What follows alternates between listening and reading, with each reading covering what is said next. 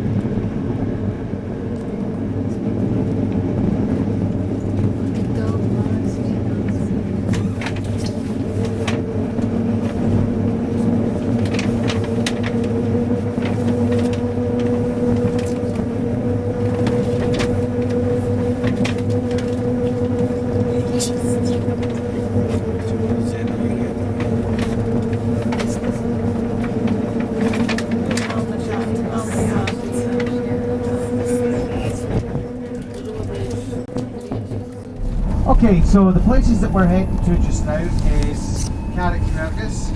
We will be there for 10 minutes for a quick photo stop of the castle. Then we'll be heading up to Carnlough. It'll take about an hour to get up there. We'll be at Carnlough. And then from there we'll be heading to the Rede Rope Bridge, which is the first of our main stops of the day.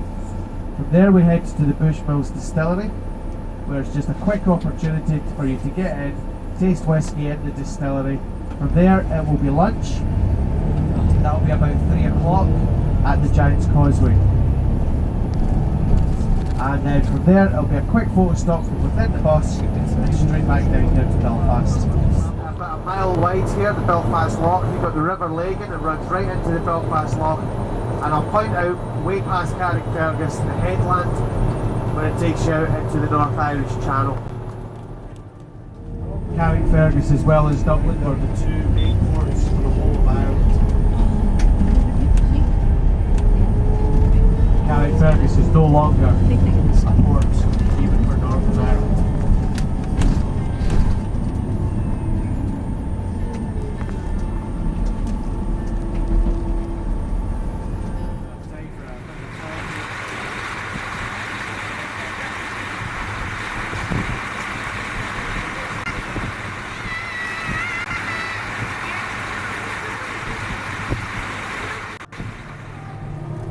Okay, ladies and gentlemen, that was Carrickfergus Castle. We're just on our way up to the Rede Rope Bridge now, and because it's a good 2-hour drive from here to the Rede Rope Bridge, we'll be stopping for 15 minutes in about an hour's time at Carnlough. Just enough time for a bit of a toilet break, grab a cup of coffee from the shop, and just take 15 minutes. If you look out to the right hand side just now, you will see Bangor just over at the other side of the water over there, and this is where the sea comes out into the North Irish Channel, looking directly across the water. In fact, this is one of the clearest views I've seen of it in a while. Is Scotland. It's just right across the water from us.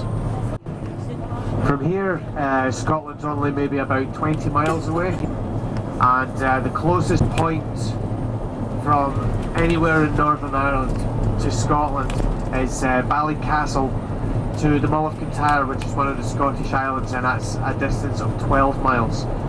And one of the things about the North Antrim Coast is that the Irish and the Scots very much lived in harmony with one another and moved in.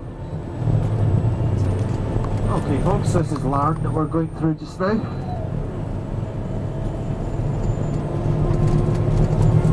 Larne is the other main port for Northern Ireland as well as Belfast.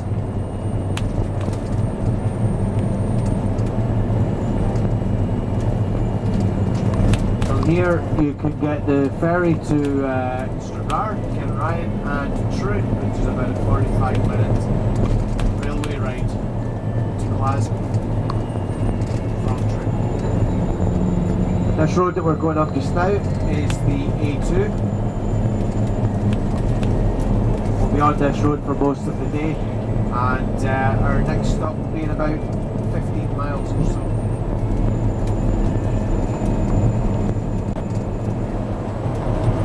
Now there's 9 glens to the coast of Antrim that we'll be travelling up through today.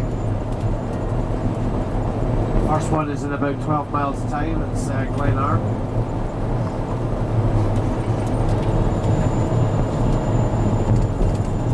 And the word glen is actually a Scottish word which means valley.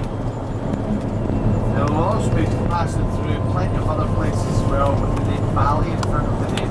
Ballycastle, Ballygally, Ballymena, Ballybogey, Ballytober, various places named Bally, B-A-L-L-Y in its name. The name Bally is an Irish word, and that means town or town of. So for example, the first town we're going through with the name Bally in its name is Ballygally, so that would just basically mean town of Gally.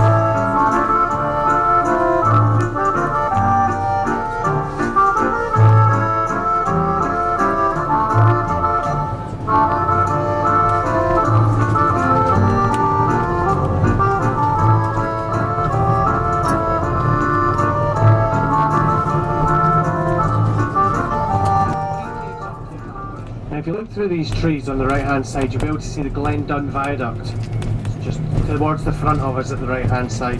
We're going to be crossing the viaduct in just a second. And what I'm going to do is I'm going to slow down when we go over the viaduct, because the views up both sides of the glen are absolutely brilliant. But I think that the view out the right hand side is just that little bit better than on the left.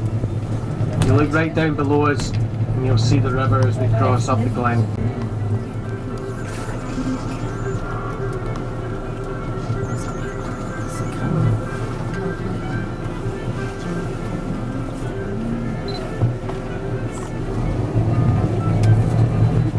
So this is us going up Loch Arima Road just now. This is an area that's very, very similar to Scotland. Certain areas in Scotland, such as the Trossachs, Loch Lomond, seaside town of Ballycastle we're going through just now. You got the tennis courts just at the right hand side there. In fact, there was a bit of a tournament going on there last week. You got the Marine Hotel in front of us, which was built in the 1800s. There's a beautiful beach just in at the back of these tennis courts here as well, which you'll see in just a second as we go around the roundabout. Take a look up to the... Wow, okay. Take a look up to the right hand side and you will spot the beach up there. You got the dancing fountains straight ahead of us. Now Rathlin Island is a wee island that's just across from here as well. And if you were ever wanting to go across to Rathlin Island, there's a wee ferry where the black Mitsubishi is, just there on the right hand side, just up that road, where you can get the Rathlin Island ferry from. It takes about 45 minutes to go across, and during the summer there's 4 ferries go across to Rathlin Island. A wee place of natural beauty and Kemp. That's Rathlin Island, it's straight across from us now. Now Marconi and Kemp, the reason why there's a memorial stone to them there is because in 1898 they sent the first radio signal across to Rathlin Island. So we're on our way to the Carrick and Rede Rope Bridge. It was first set up 300 years ago, just over 300 years ago, for the salmon fishermen. Basically the fish comes out of the river bush, hugs the shoreline, comes right the way around to where the Carrick and Rede Rope Bridge is, goes underneath where the Carrick and Rede Rope Bridge is, and out to sea from there.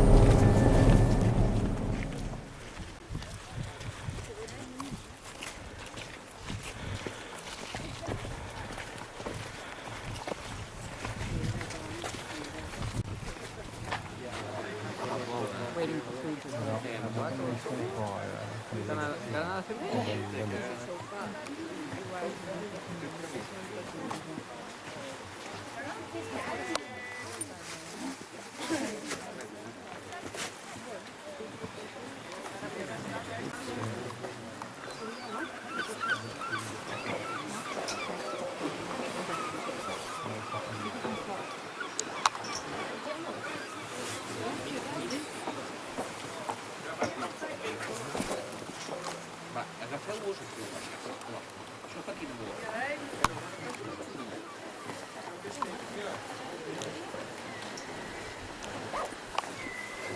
So get halfway out and I'll take your picture. Okay. Then you can finish and you get me as I'm halfway across. Sounds good. And that way we won't stop everybody. Sounds good.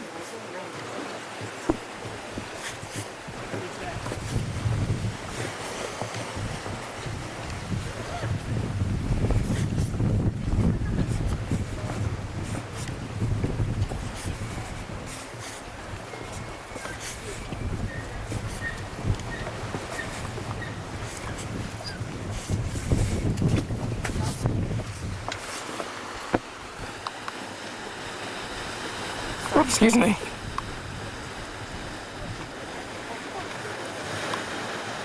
Okay.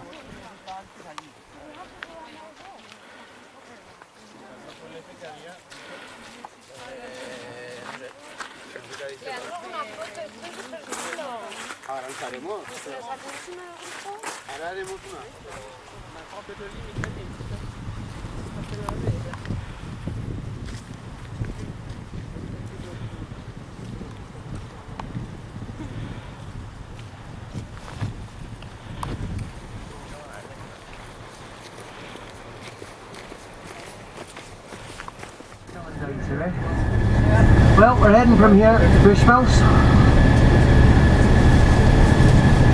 Normally you go for Dutch courage before you do something, and you might know what to do. Here in Ireland we do it afterwards. So we're taking you to the Bushmills distillery for half an hour. That's back. That's back.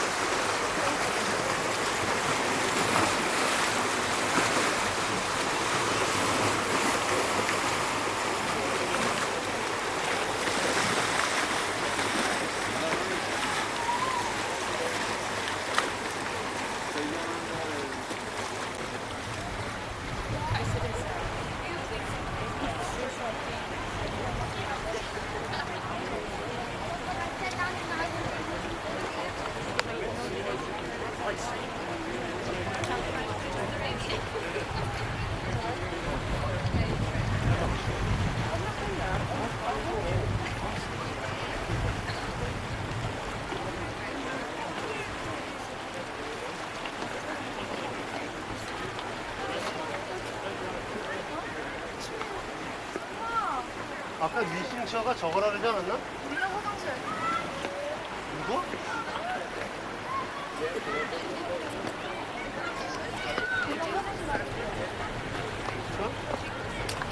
지금?